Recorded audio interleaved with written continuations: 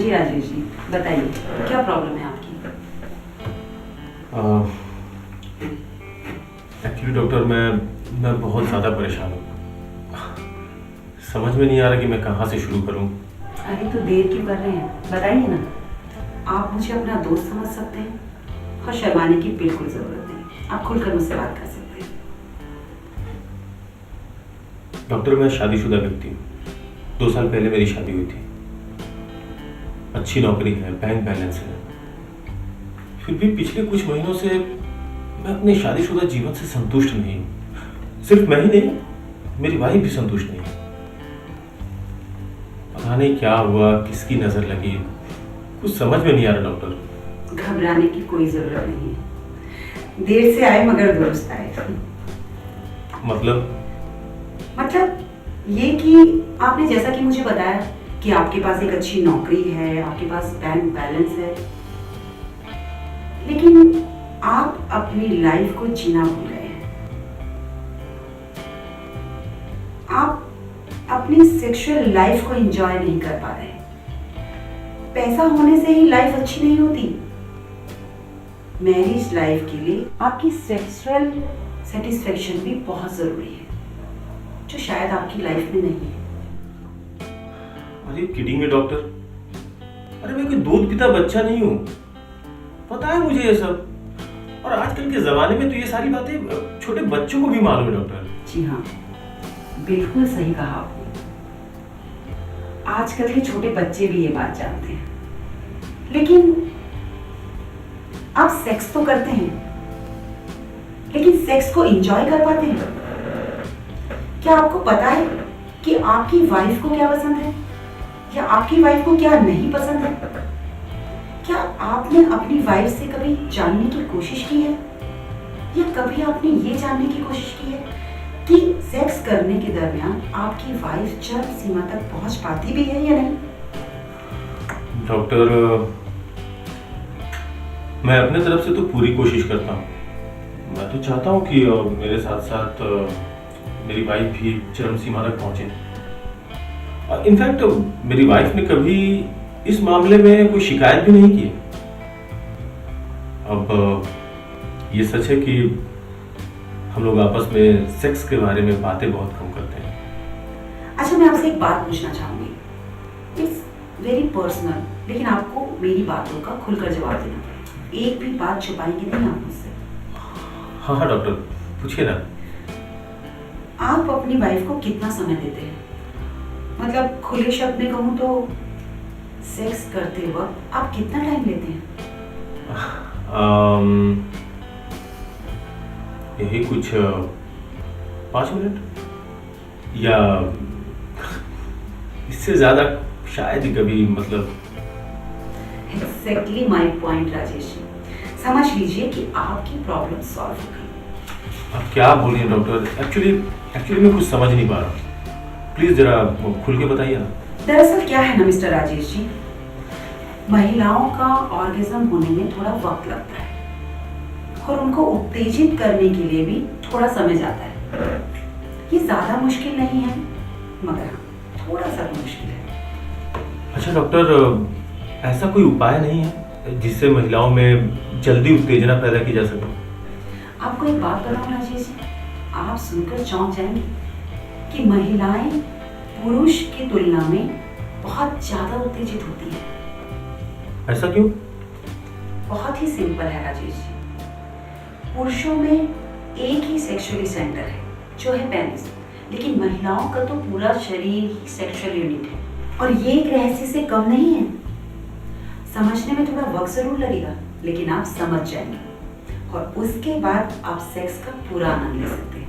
Doctor actually मैं बहुत confuse हो रहा हूँ। इसे समझ पाना क्या इतना मुश्किल है? एक्चुअली डॉक्टर, मैं अपनी वाइफ को खोना नहीं चाहता। आप टेंशन मत लीजिए राजेश जी। उत्तेजना पैदा करना कोई इतना मुश्किल भी काम नहीं है। आपको अपनी वाइफ के साथ हर तरीके का ऑर्गेज्म पॉसिबल है, लेकिन आपको ये जानना बहुत जरूरी है कि सेक्स के दौरान आपकी वाइफ को सेक्स में क्या पसंद है और क्या नहीं।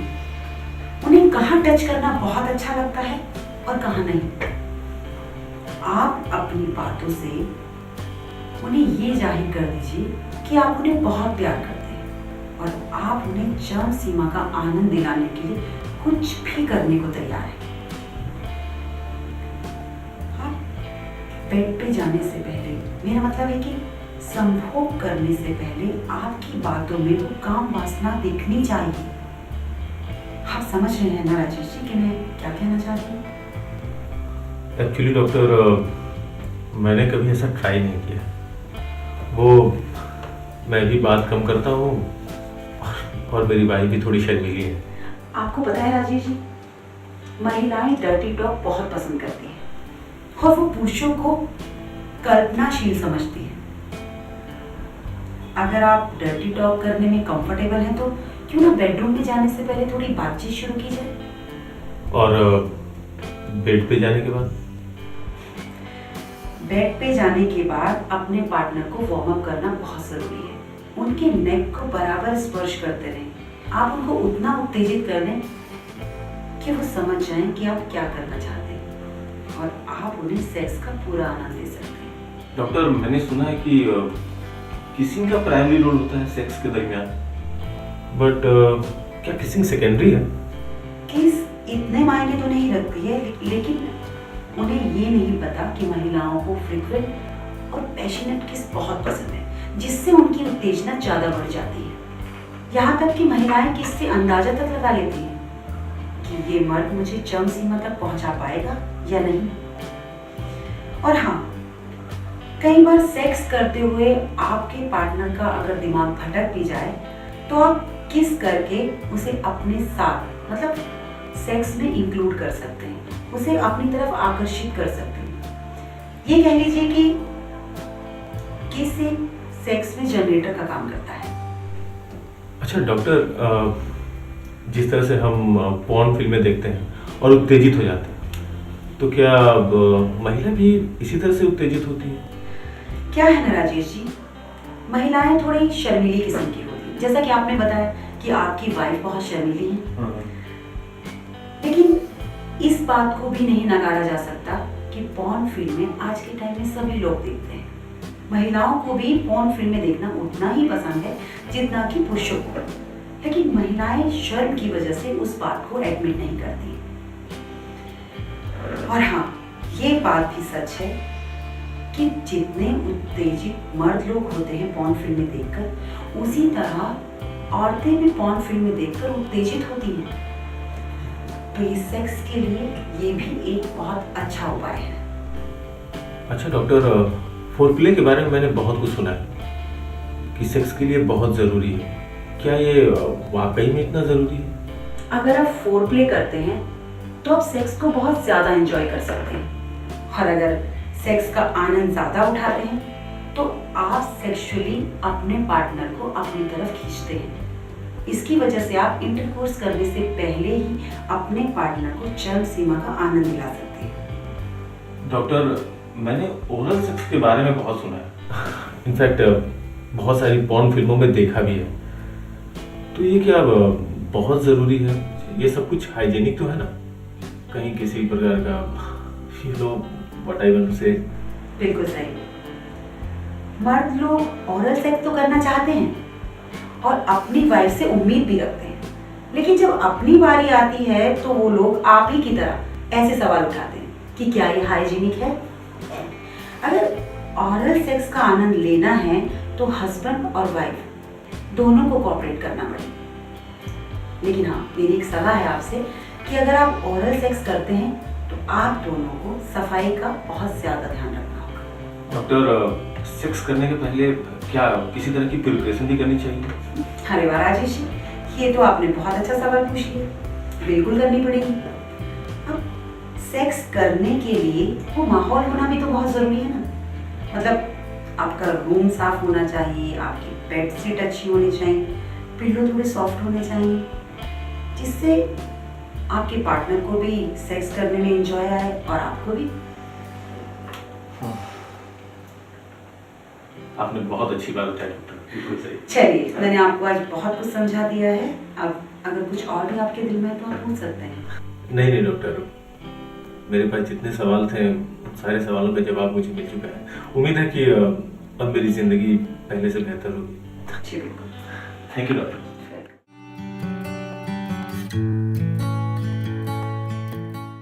हाँ जी कहिए, मैं आपकी क्या मदद कर सकती हूँ? डॉक्टर, वो क्या है ना, मैं और मेरे पति एक परेशानी में गिरफ्तार हैं। तो बताइए क्या परेशानी है आप लोगों को, लेकिन सब कुछ खुलकर बताइएगा, कुछ भी छुपाइएगा मत। क्या है ना डॉक्टर, हमारी शादी को 6 महीने हो गए। अभी तक तो सब कुछ ठीक ठाक था, फिर जब से मेरे गुप्तांग में दर्द रहने लगा है, इनके फंसाने पे मैं इनको मना कर देती हूँ और ये हमेशा जिद करते हैं। मैं हमेशा इनको इनकार कर देती हूँ और इसके कारण इनको लगता है कि मैं इनको धोखा दे रही हूँ और मेरा किसी से चक्कर चल रहा है। तो आप अपने पति को सब कुछ सच सच क्यों नहीं बता देती? डॉक्टर, डर लगता है अगर मैंने इनको सच बता दिया और शायद ये कोई खतरनाक बीमारी समझ के मुझे छोड़ दिया तो। अच्छा एक बात बताइए, क्या आपके गुप्तांग में कुछ स्मेल वगैरह? जी डॉक्टर, हल्की सी स्मेल और दर्द रहता है। देखिए मैं आपको पूरी जिम्मेदारी के साथ बता सकती हूँ कि आपको जो आपकी पत्नी से शिकायतें हैं वो एकदम बेबुनियाद है, एकदम गलत है।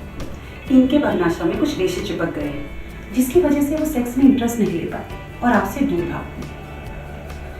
बहुत बड़ी बीमारी नहीं है, जल्द से जल्द इनका ऑपरेशन करके वो रेशे निकाले जा सकते हैं, लेकिन अगर वो रेशे ना निकाले गए तो आपकी पत्नी फ्रिजिडिटी का शिकार हो सकती है। डॉक्टर ये फ्रिजिडिटी क्या है, कुछ समझ में नहीं आया। औरतों में सेक्स की इच्छा कम होना या बिल्कुल ना होना, इसे मेडिकल लैंग्वेज में फ्रिजिडिटी बोलते हैं, मतलब ठंडा होना, और आपके केस में यही है। इस वजह से औरतें अपने सेक्स में आखिरी चम तक नहीं पहुंच पाती और मर्द लोग उनमें दिलचस्पी लेना कम कर देते हैं। इस वजह से लोगों के घर खराब हो जाते हैं, यहाँ तक कि डाइवोर्स तक हो जाते हैं। लेकिन इसका मतलब ये नहीं है कि औरतों में सेक्स की इच्छा ही नहीं है, वो सेक्स करना ही नहीं चाहती या वो ठंडेपन होने का ढोंग कर रही हैं। नहीं, इसके लिए कोई मजबूरी भी हो सकती है, उनकी फिजिकल प्रॉब्लम, उनके शरीर में कोई ना कोई ऐसी प्रॉब्लम होती है जो वो मर्दों को अपने पास नहीं आने देती। लेकिन मर्दों को ये सोचना होगा कि औरतें कभी सेक्स से भागना नहीं चाहती, वो ठंडेपन होने का ढोंग नहीं करती हैं। जरूर इसमें कोई मजबूरी है, उनकी शारीरिक प्रॉब्लम, जैसे कि आपकी पत्नी के साथ हुआ है, उनके गुप्तांग में दर्द होना। लेकिन मर्द लोग ये बात बिल्कुल नहीं समझ पाते। लेकिन डॉक्टर, ये भी तो हो सकता है कि फ्रिजिडिटी जो है वो दिमाग में हो गया हो, और अगर हम आपस में बातचीत करके इसे सॉल्व करना चाहें तो शायद सॉल्व भी हो जाए। बिल्कुल सही बोल रहे हैं आप, ऐसा भी होता है। औरत का ठंडापन और आदमी की नामर्दी, दोनों एक ही रीज़न है, दिमागी बीमारी, जो लोगों के दिमाग में शुरू से ही डाल दी जाती है कि सेक्स से दूर रहें, सेक्स की बातें ना करें। जो लोग सेक्स की बातें कर रहे हैं वो लोग बदतमीज़ हैं। ये सब चीज़ें इनके दिमाग में पहले ही डाली जाती हैं, इसीलिए औरतें फ्रिजिडिटी की शिकार हो जाती हैं। और कई बार तो ये भी होता है कि किसी लड़की की किसी ऐसे मर्द के साथ शादी कर दी जाए जिसे वो पसंद ही ना करती हो, जिसके साथ वो खुश ही ना हो। उस सिचुएशन में भी लड़की फ्रिजिड हो जाती है, और फ्रिजिड औरत कभी भी सुखी परिवार नहीं बना सकती, एक अच्छी माँ साबित नहीं हो सकती। वो अपना दुख, अपना दर्द अपनी बेटियों को दे जाती है। वो उन्हें सिखा जाती है कि सेक्स गंदी चीज़ है, सेक्स के बारे में बात करना एकदम गलत है। इसीलिए उनकी लड़कियां भी फ्रिजिड हो जाती हैं। और इसका दूसरा पहलू ये भी है कि इंसान की शारीरिक बीमारियां, शारीरिक तकलीफ भी उनको फ्रिजिड बना देती है, और आपके केस में ऐसा ही कुछ है। तो आप जल्दी से जल्दी आइए, मैं आपकी वाइफ का छोटा सा ऑपरेशन कर देती हूँ, ये 4 हफ्ते में ठीक हो जाएंगे। और कुछ पूछना चाहेंगे आप मुझसे? कुछ और है आपके दिल में? नहीं doctor, thank you very much. ठीक है doctor.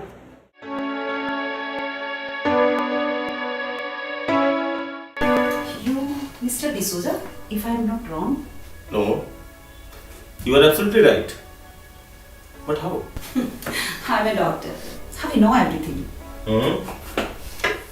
You are not a doctor. You are astrologer. अरे मिस्टर डिसूजा, आप तो सीरियस हो गए। I was just joking. Good job, doctor. You can call me Justin. Justin D'Souza. Okay, mister Justin D'Souza. सुना है मैंने आपके बारे में, आपका कार्ड भी देखा मैंने। तो आपका यहाँ आने का कारण कुछ सेक्स के ऊपर ही होगा। वैसे जनरली मेरे पास तो सेक्स से पीड़ित लोग ही आते हैं। यही दाद देनी होगी आपके दिमाग की। आपने बिल्कुल सही समझा। एक्चुअली मैं सेक्स के टॉपिक्स के ऊपर एक डॉक्यूमेंट्री बना रहा हूँ, उसी सिलसिले में आपकी मदद चाहिए। वाह, बहुत अच्छी बात है। तो क्या है आपका पहला टॉपिक? एक्चुअली मेरी रिसर्च के अनुसार या फिर आम लोगों की जिंदगी में मैंने देखा है कि पुरुष अपने पेनिस के साइज को लेके बहुत शर्मिंदगी महसूस करते हैं, खासतौर पे अपने भारतीय पुरुष। इस बारे में आपकी क्या राय है? बिल्कुल सही कह रहे हैं जस्टिन आप। ज्यादातर लोग अपने पेनिस साइज को लेकर मानसिक तौर पर एक बीमारी सी पाल लेते हैं और इस वजह से ना तो वो खुद सेक्स का मजा ले पाते हैं और ना ही अपनी लाइफ पार्टनर को, यहाँ तक कि बात डिवोर्स तक पहुंच जाती है। तो डॉक्टर, पेनिस का साइज कितना मायने रखता है अपने पार्टनर को खुश रखने के लिए? देखिए, सेक्स के दौरान अपने इमोशनल साइड को इग्नोर नहीं करना चाहिए, बल्कि सेक्स के दौरान आपकी इमोशनल बाउंडिंग होना बहुत ज़रूरी है। और हाँ, इंटीमेट एक्टिविटीज़ होना भी बहुत ज़रूरी है। इसमें पेनिस छोटे साइज का हो कोई फर्क नहीं पड़ता। डॉक्टर, मैंने सुना है कि ज्यादातर महिलाएं पुरुष के गुप्तांग के साइज को लेकर बहुत उत्सुक होती है। यही तो प्रॉब्लम है हमारे समाज की कि लोगों की बातों में आकर अपना घर खराब कर लेते हैं। आपको ये जानकर खुशी होगी कि 85% महिलाएं मर्दों के गुप्तांग से खुश रहती हैं, लेकिन 55% मर्द अपने ही गुप्तांग से नाखुश हैं। तो फिर ये कैसे पॉसिबल है कि एक छोटे पेनिस का व्यक्ति अपने पार्टनर को पूरी तरह से संतुष्टि दे सके? ये सत्य है कि संभोग के दौरान पुरुष का लिंग एक इम्पोर्टेंट रोल अदा करता है, लेकिन ये भी सत्य है कि संभोग के दौरान इमोशन और प्यार ये भी बहुत बड़े रोल अदा करते हैं। स्त्री की योनि एक इलास्टिक की तरह होती है, वो किसी भी लिंग के साइज के हिसाब से अपने आप को एडजस्ट कर सकती है, लेकिन हाँ, कभी कभी इसे एक्स्ट्रा प्रिपरेशन की जरूरत भी पड़ती है। ज्यादातर महिलाएं लिंग के ऊपरी कुछ सेंटीमीटर तक को ही अपने वेजिना में महसूस कर पाती हैं, मगर इसका मतलब ये नहीं कि छोटा लिंग होने के कारण एक औरत अपनी चरम सीमा तक पहुंचे। आपको पता है 34% महिलाएं अपनी वजाइनल सेक्स को चरम सीमा तक ले जा सकती हैं। और बाकी की महिलाएं आपके हिसाब से वो वेजाइनल सेक्स को एंजॉय नहीं करती? नहीं, ऐसी बात नहीं है, करती हैं, लेकिन 80% महिलाएं वेजिनल सेक्स के अलावा क्लिटोरल स्टिमुलेशन की आवश्यकता होती है। और इसका मतलब ये नहीं है कि पेनिस का इसमें कोई बहुत बड़ा रोल है। तो इसका मतलब अगर पेनिस पतला हो तो क्या प्लेजर नहीं मिल सकता? बिल्कुल कर सकती है, घबराने की कोई बात नहीं, बल्कि अच्छी बात तो ये है कि औरत अपनी वेजाइना को ज़रूरत के अनुसार खोल सकती है और सिकोड़ सकती है, यहाँ तक कि बच्चे पैदा करने के बाद भी वो अपनी वजाइना को मेंटेन रख सकती है एक एक्सरसाइज के थ्रू, और उस एक्सरसाइज को हमारी लैंग्वेज में बोलते हैं फोम बिल्डिंग। तो डॉक्टर, आपके अकॉर्डिंग किसी भी पुरुष के पेनिस का साइज कितना होना चाहिए? देखिए, औरतें पुरुष को मानसिक रूप से भी एंजॉय करती हैं, लेकिन हमेशा वेजाइनल सेक्स के भरोसे हर चीज़ को भूल जाना ये भी सही चीज़ नहीं है। कुछ और चीज़ों में भी ध्यान देना चाहिए। वेजाइनल की भी 3 से 4 इंच की होती है और ये छोटे पेनिस के लिए इनफ है। अच्छा डॉक्टर, पेनिस के अलावा और भी तो कुछ होता होगा जिससे महिलाएं संतुष्ट हो सकें? देखो, सेक्स को कभी भी काम के तरीके से मत लो। आप अपने पार्टनर के साथ बैठकर बातें करो, उसकी बातों को समझो और सुनो कि वो क्या चाहता है। सेक्स ही हमेशा जरूरी नहीं होता। आप लोग फोरप्ले भी ट्राई कर सकते हैं, मतलब ओरल सेक्स। ये भी कहीं ना कहीं औरत और मर्द को चरम सीमा तक पहुंचाने में बहुत बड़ा रोल अदा करता है। तो क्या ओरल सेक्स में पेनिस की लेंथ और मोटाई कोई मायने नहीं रखती? सही पूछा आपने। ज्यादातर महिलाएं अपने पार्टनर के साथ ओरल सेक्स करना पसंद करती हैं और इसमें पेनिस की साइज या मोटाई कोई मायने नहीं रखती। तो अब तो आप समझ ही गए होंगे। अगर और भी कुछ सवाल हैं आपके मन में तो पूछ सकते हैं। नहीं डॉक्टर, इस रिसर्च के लिए मुझे जितनी जानकारी चाहिए थी उतनी मुझे मिल चुकी है। अब अगर दोबारा ज़रूरत पड़ेगी तो मैं आपसे आके मिल तो सकता हूँ ना डॉक्टर? बिल्कुल आइएगा, मुझे तो बहुत खुशी होगी कि मैं भटके हुए लोगों को कुछ राह दिखा पाऊँ। Thank you doctor, thank you very much.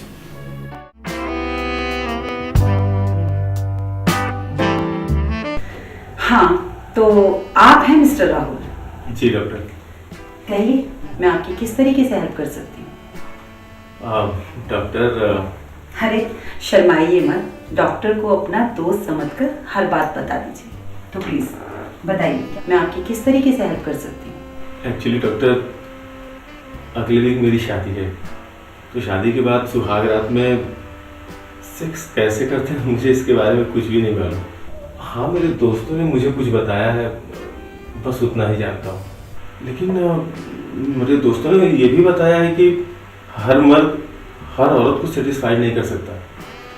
तो इसमें कितनी सच्चाई है प्लीज़? आप बिल्कुल सही समय पर आए हैं सलाह लेने के लिए, वरना आप जैसे कई नौजवान इसी कंफ्यूजन में रह जाते हैं और किसी से सलाह तक नहीं ले पाते। देखिए मिस्टर राहुल, लोग सेक्स तो कर लेते हैं लेकिन अपने लाइफ पार्टनर को संतुष्ट नहीं कर पाते। तो डॉक्टर, इसके लिए हमें क्या करना चाहिए?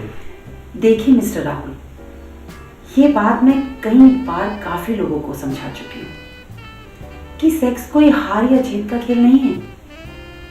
इसे काम की तरीके से लेकर जल्दी खत्म करने की कोशिश में मत रहिए, बल्कि इसे आनंद के साथ कीजिए। जैसे हम लोग खाना बड़े आनंद के साथ खाते हैं, वैसे ही हमें संभोग भी बड़े आनंद के साथ ही करना चाहिए। चाहे मर्द हो या औरत हो, उसे अपने पार्टनर के साथ इमोशनली जुड़ना बहुत ज़रूरी है। उसकी चीज़ों का ध्यान रखना बहुत ज़रूरी है। उसे क्या पसंद है, क्या पसंद नहीं है, इन बातों का ध्यान रखना भी बहुत ज़रूरी होता है। संभोग का तरीका नहीं बदलता, लेकिन अपने मूड में बदलाव ज़रूर लाना चाहिए। संभोग कभी पुराना नहीं होता। आप जब भी संभोग करो तो ऐसा महसूस करो कि जैसे आप पहली बार कर रहे हो। वही प्यार, वही नज़ाकत, वही मूड, वही सब कुछ। डॉक्टर, मुझे तो ये बिल्कुल भी पता नहीं था। हाँ मिस्टर राहुल, अब जरूरी नहीं कि हर इंसान को हर बात मालूम हो। अच्छा डॉक्टर, ये जी स्पॉट क्या होता है? मतलब मेरे दोस्तों ने इसके बारे में मुझे बताया था, पर मैं थोड़ा बारीकी से जानना चाहता हूँ कि क्या होता है ये जी स्पॉट के बारे में सबसे ज्यादा बात की जाती है। ये वजाइनल कैनल के 2 इंच ऊपरी वाली वॉल पर होता है, और कुछ लोगों का मानना तो ये भी है कि ये स्पंजी होता है, मतलब एक छोटे से सिक्के के बराबर। लेकिन इसको महसूस कर पाना बहुत ही मुश्किल है। तो डॉक्टर, अगर हम इसे महसूस नहीं कर पाए तो फिर क्या करना होगा? जी स्पॉट को मालूम करना मुश्किल तो है, लेकिन उतना असंभव भी नहीं। अगर आप ढूंढने में नाकामयाब हो भी जाते हैं तो फोर प्ले के दौरान अपने पार्टनर की मदद ले सकते हैं। डॉक्टर, ये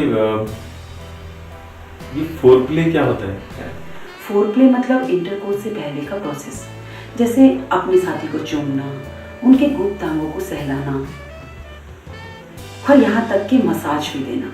ये आपके पार्टनर को उत्तेजित करने में आपकी मदद करेगा। और हाँ, महिलाओं के बालों को खींचकर भी उनकी काम वासना को बढ़ाया जा सकता है। मगर डॉक्टर, सेक्स में हेयर पुलिंग से इनका क्या मेल जोल है? देखो राहुल, हमारे सर पे बहुत सारी नसें होती हैं, और जब एक महिला उत्तेजित होती है तो वो नसें और भी सेंसिटिव हो जाती हैं। इसी के कारण औरतों के बालों के साथ खेलना चाहिए। उसकी वजह से औरतें और भी ज्यादा उत्तेजित हो जाती हैं। अच्छा डॉक्टर, मुझे कैसे पता चलेगा कि वो उत्तेजित हुई कि नहीं? मतलब क्या मुझे उससे पूछना पड़ेगा? मिस्टर राहुल, बेड पर कोई भी बात पूछी नहीं जाती, बल्कि महसूस की जाती है। और जब एक महिला उत्तेजित होती है तो उसका पता आसानी से चल जाता है। उसकी सांसें तेज हो जाती हैं, उसकी बॉडी में कसाव आने लगता है। उस वक्त महिलाएं आक्रामक रूप में दिखती हैं और उस सिचुएशन में वो लोग अपने नाखून तक यूज करती हैं। डॉक्टर, अगर हम हर तरह की कोशिश करते हैं फिर भी लड़की अगर उत्तेजित ना हो, फिर हमें क्या करना चाहिए? बिल्कुल सही कह रहे हो, ऐसा भी होता है, लेकिन उसके लिए ज़्यादा घबराने की ज़रूरत नहीं है। सिर्फ 1-2 टेस्ट करने होंगे और इससे हमें जल्दी पता चल जाएगा कि कहीं वो फ्रिजिडिटी की शिकार तो नहीं है। डॉक्टर, ज़्यादातर फिल्मों में मैंने देखा है मर्द ज़्यादा एग्रेसिव होते हैं, तो हमारे रियल लाइफ में भी क्या ऐसा होगा क्या? बिल्कुल सही। अरे अपने पार्टनर के सामने एग्रेसिव होना तो और भी अच्छी बात है, तभी तो आप उसे अपनी तरफ अट्रैक्ट कर पाएंगे। आपने बहुत अच्छी बातें बताई। अब ये सारी बात ना मैं अपने दोस्तों को भी बताऊंगा। बिल्कुल बताइएगा, लेकिन आपने जो ये कदम उठाकर इतना अच्छा काम किया है, ये काबिले तारीफ है। बल्कि तुमने शादी से पहले ये सलाह लेकर बहुत ही अच्छा काम किया। औरत या आदमी दोनों को सेक्स के बारे में पता होना चाहिए, क्योंकि ये आपके जीवन की सच्चाई है। कई बार तो इस सच्चाई को ना जानने की वजह से लोगों के घर तक खराब हो जाते हैं, लेकिन आप एकदम सही समय पर आए। खैर, अभी तो मैंने आपको बहुत सारी जानकारी दे दी है, लेकिन अगर फिर भी आपके मन में कोई सवाल है तो आप पूछ सकते हैं। जी नहीं डॉक्टर, थैंक यू, आपने मुझे बहुत अच्छी जानकारी दी। शायद इससे मेरे आने वाले जीवन में कुछ अच्छा हो। बिल्कुल अच्छा होगा। वेलकम।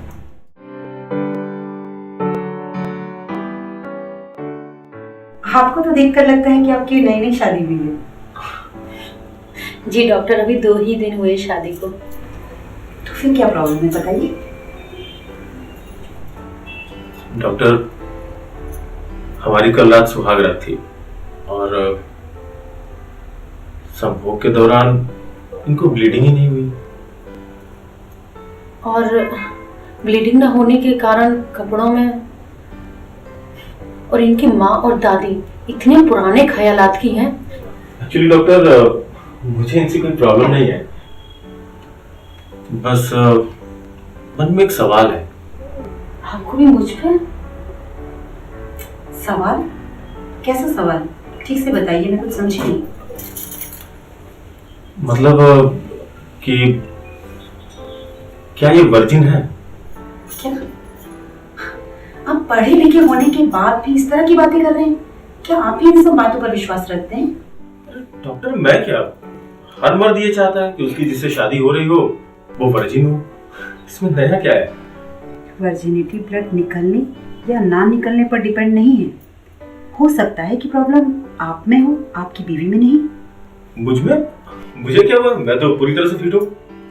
बहुत से नौजवानों को शीघ्र पतन की प्रॉब्लम होती है और इसी वजह से जब भी वो किसी महिला के साथ संभोग करते हैं तो शीघ्र पतन हो जाता है, मतलब जल्दी डिस्चार्ज। इसमें प्रॉब्लम ही क्या है? अच्छा, एक बात बताइए, क्या आपने शादी से पहले कभी किसी लड़की के साथ संभोग किया है? नहीं डॉक्टर, मैं पूरी तरह से वर्जिन हूँ। तो तजुर्बा ना होने के कारण आप अपनी पहली नाइट को बहुत एक्साइट हो गए, इसीलिए शीघ्र पतन हो गया और आपकी वाइफ की योनि छत नहीं फटी। जब तक स्ट्रॉन्ग शॉट नहीं होता उसकी परत फटना बहुत मुश्किल है। और आप तो पहले ही ठंडे पड़ गए, तो बताइए क्या ये संभव है? अच्छा, एक बात बताइए, फर्स्ट नाइट को बड़े बुजुर्ग लोग दूध, फल, पान और पान की कच्ची सुपारी खाने के लिए क्यों देते हैं? नहीं डॉक्टर, मुझे नहीं पता है। पान की कच्ची सुपारी खाने से शीघ्र पतन की बीमारी कुछ हद तक रुक जाती है। ये बात तो हमारे घर वालों को भी नहीं पता है। कल रात से इन्होंने ताने दे दे के परेशान कर रखा है। इनको लगता है कि मैं वर्जन नहीं हूँ, सीधे वो बात तक नहीं कर रहे हैं। ऐसा लगता है कि जैसे मैंने पता नहीं कितना बड़ा पाप कर दिया हो। कुछ लोग ऐसा समझते हैं कि औरत पहली बार संभोग करने से ही उसकी योनि छत फटती है, मगर ऐसा नहीं है। कुछ लड़कियां ऐसी भी होती हैं जिनकी योनि छत पहले ही फट जाती है, जैसे स्पोर्ट वाली लड़कियां, साइकिल चलाने वाली लड़कियां, या जो डांस करती हैं, फुटबॉल खेलती हैं। ऐसा नहीं है कि संभोग के दौरान ही योनि छत फटे या फिर ब्लीडिंग हो। कुछ लोग गलतफहमी का शिकार हो जाते हैं और उसकी वजह से अपनी वाइफ पर शक करते हैं। तो डॉक्टर, मतलब आज तक मेरी माँ और दादी जो मुझे समझाती थी या बताती थी वो सब गलत है। इस मामले में बहुत सारे नौजवान लोग दूसरों की बातों में आकर अपनी बीवी पर शक करने लगते हैं और सेक्स की सही नॉलेज ना होने की वजह से भी ऐसा होता है। यहाँ तक के बाद डाइवोर्स तक पहुंच जाते हैं और लोग अलग हो जाते हैं। अब तो आपको समझ लेना चाहिए। खैर, मैं आपकी कुछ और मदद कर सकती हूँ? नहीं डॉक्टर, आपकी सारी बताई बात हमारी समझ में आ गई। Thank you doctor. डॉक्टर साहब, इसकी शादी को 3 साल हो गए मगर अभी कोई बच्चा नहीं है। ये इतनी परेशान है और अपनी प्रॉब्लम किसी से शेयर भी नहीं करती है, घुट घुट के जी रही है। हम कॉलेज टाइम से दोस्त हैं मगर इतना परेशान मैंने इसको कभी नहीं देखा।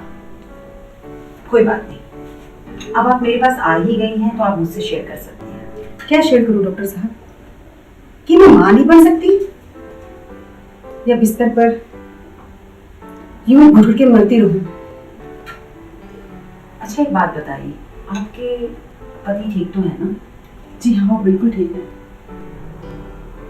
कहीं ऐसा तो नहीं कि आपके पति को शीघ्रपतन की बीमारी हो? शीघ्रपतन? जो लोग हमारे वीडियो को देख रहे हैं, अगर उनके जीवन में भी कोई समस्या है, शारीरिक तौर पर या फिर मानसिक तौर पर, तो हमारे नीचे दी गई मेल आईडी पर संपर्क कर सकते हैं। या फिर आपके कोई भी सुझाव हो वो भी आप हमें मेल के द्वारा भेज सकते हैं। और हमारे आने वाली वीडियोस को देखने के लिए आपके अपने चैनल लाइफ केयर को सब्सक्राइब करें।